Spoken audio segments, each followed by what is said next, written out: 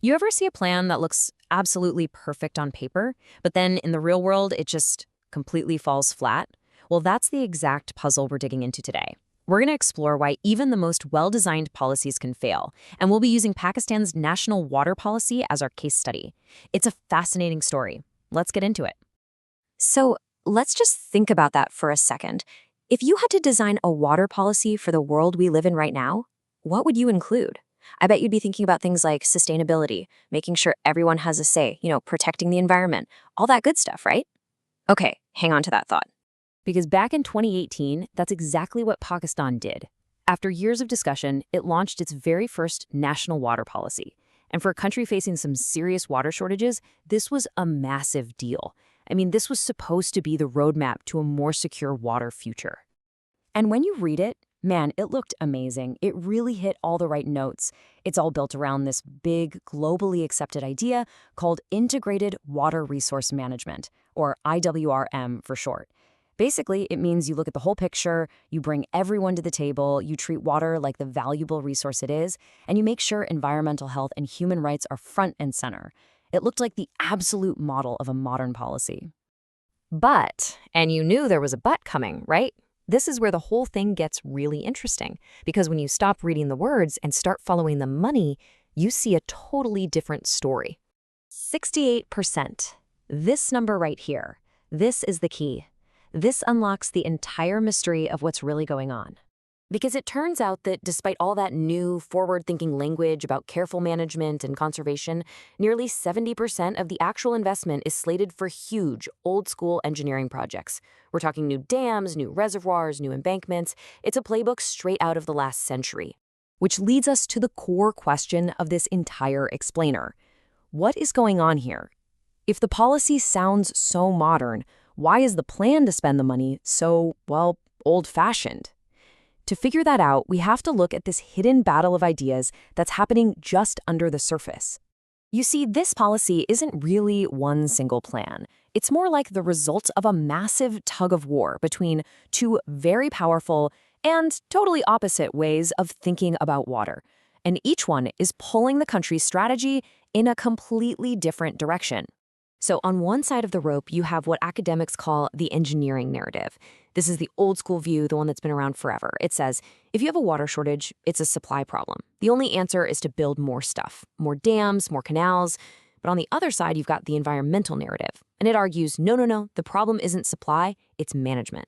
The solution is to get smarter, to be more efficient, and to conserve the water we already have. And what's really wild is how these two mindsets look at the exact same thing and see something totally different. To the engineering crowd, a big new dam is a shining symbol of progress. To the environmental crowd, it's a potential disaster waiting to happen. One side says, build more to meet demand. The other says, use less. They are just fundamentally opposed. And that engineering view, it is still incredibly powerful. So you've got to ask, right? Why does this old way of thinking have such a death grip on things? Well, like so many things, the answer is buried in history. This obsession with massive building projects, it's not a new thing, not at all. In fact, it's quite literally built into the landscape of the country. And you can just see the sheer scale of it here. Pakistan's irrigation system is one of the biggest on the entire planet. It's this enormous, interconnected web that was built up over a century with one idea in mind: capture water, control it, and supply it. The whole system is just hardwired for big engineering. And this didn't just pop up overnight. I mean, look at this timeline. For more than 100 years, the answer to pretty much every water question was another giant construction project. From the very first canals in the colonial era all the way to the huge dams of the 60s and 70s, a pattern was set. A really, really powerful pattern that is incredibly hard to break. And there's actually a great term for this. It's called past dependency. It's this idea that the choices you made way back when make it super difficult and expensive to change direction now. The entire system, the technology, the government agencies, even how people just think about water, it all gets locked into that original path of just building big. Okay. So we've got this dominant engineering culture that's been locked in by over a century of history. But that still doesn't fully explain why the policy says one thing, but plans to do another. For that piece of the puzzle, we have to look at the powerful influence of the outside world. Right, let's just get to the heart of it. why would you go to all the trouble of adopting all this new language if you're not actually planning to follow through? The answer has this very clever name from sociology. It's called isomorphic mimicry.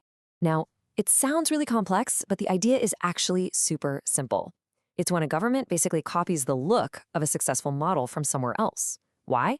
To look good, to gain credibility on the world stage, and, this is key, to unlock international funding. You use all the trendy buzzwords, you make your documents look right, but underneath it all, business continues as usual. So here's the playbook. Step 1, international banks and donors say, hey, we only fund projects that use modern approaches like IWRM. Step 2, a country, needing that aid, writes up a beautiful policy that's just full of all the right words. It looks great, it ticks all the boxes, and the donors are happy. But then, step 3, when the money actually arrives, that powerful, path-dependent engineering lobby steps in and makes sure it flows right back to where it's always gone, building more big stuff. Now, you might be thinking, well, okay, it's not ideal, but at least it's a start, right? But the thing is, this kind of mimicry isn't just a harmless bit of window dressing. It can actually cause some serious, real-world problems. It can lead to something called a capability trap. This is when you try to bolt on these new institutions and rules that look good on paper, but they don't actually fit with how things work on the ground. And what happens is the new system clashes with the old one, creating chaos and confusion. And you can end up actually making things worse, trapping the system in this vicious cycle of failure. And this isn't just theoretical. There is real evidence this happens. For instance, a big push from international donors was to create these local farmer organizations to manage water distribution. It's a classic good governance idea. But a World Bank evaluation found that in the areas managed by these brand new groups, water theft actually increased compared to the old, clunky government system. The reform, which was designed to make things better, totally backfired. And that's really the main takeaway here. This story goes way beyond just one water policy in one country. This is about a massive challenge at the very heart of global development. It forces us to ask some really tough questions about what we value more, a policy that looks perfect and gets a stamp of approval from the international community, or one that might be messy and imperfect but actually has a chance of working on the ground. Which leaves us with one last really tricky question. The people who wrote this policy probably knew that the only way to get it passed was to include all those big-ticket dam projects to keep the old guard happy.